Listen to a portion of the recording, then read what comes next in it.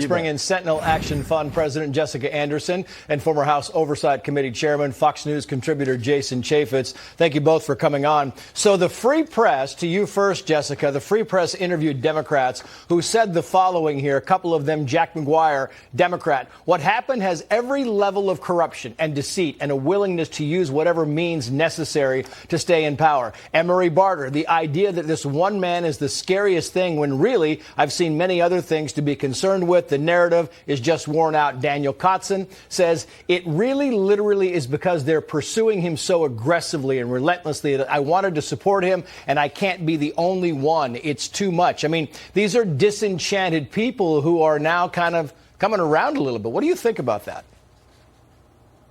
Trace, I think finally something has broken the straw of the back of the liberalist part of this country.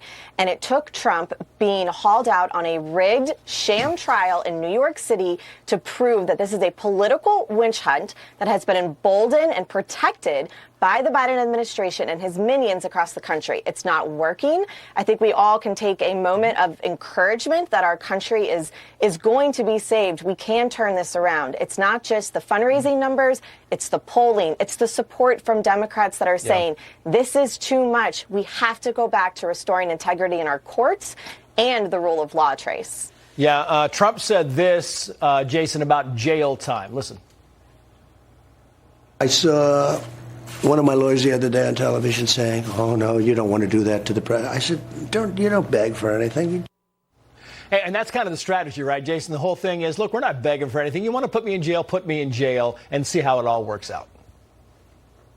Yeah, they've reached far too far. I mean, Jessica's absolutely right. I think Americans have an innate sense of fairness, whether it's on a ball field with a little kid or it's going after Donald Trump. I mean, 91 counts against Donald Trump, all coalescing around an election year, all happen to be with Democratic prosecutors. You think that's just a coincidence? Over a paperwork error? It's not as if Donald Trump put money in his wallet. He didn't get any benefit from all of this. Americans see through this garbage. They're so sick and they're so fed up with it.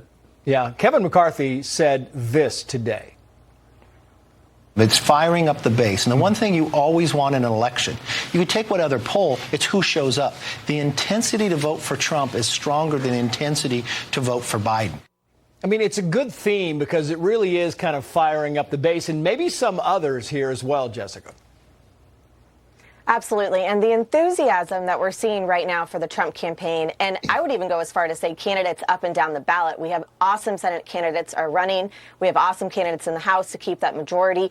That enthusiasm is going to help everyone, Trace. And the key between now and the election in November is that the enthusiasm has to turn into ground game. Getting out the vote, registering voters, chasing ballots, ensuring that you use every tool, tactic, and method that's legally available to you, including early vote and mail-in to vote. And I think Trump not only can drive that enthusiasm and galvanize voters in a real way, but now he's got the infrastructure in place through an outside group and a re-emboldened RNC to get this done. Yeah, and that's the whole thing, Jason. And we all know that this is going to be close. I mean, it's a toss-up, and you know one mistake can be big for either side here. But I want to play this UFC thing because it's kind of compelling television. It's fun to write. Trump gets a huge applause walking into the UFC thing, and then the fight announcer says the following. Boy, the round of applause he's getting right now is pretty staggering. And you had to imagine that's what was going to happen.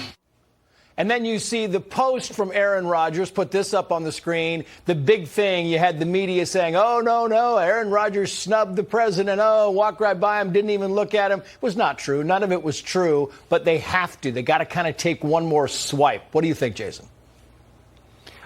Donald Trump could do this pretty much anywhere in the United States of America. Name one place that Joe Biden could walk into an arena and he'd get a rousing applause like that. People who jump to their feet, who are pumping their hands and excited to see him. And he appeals to the blue-collar men and women across this country. We've never seen a politician like Donald Trump. He's the only one that can pull this stuff up. And Joe Biden, Kamala Harris, name a place they could do it, because they walk into an arena, they're going to boo.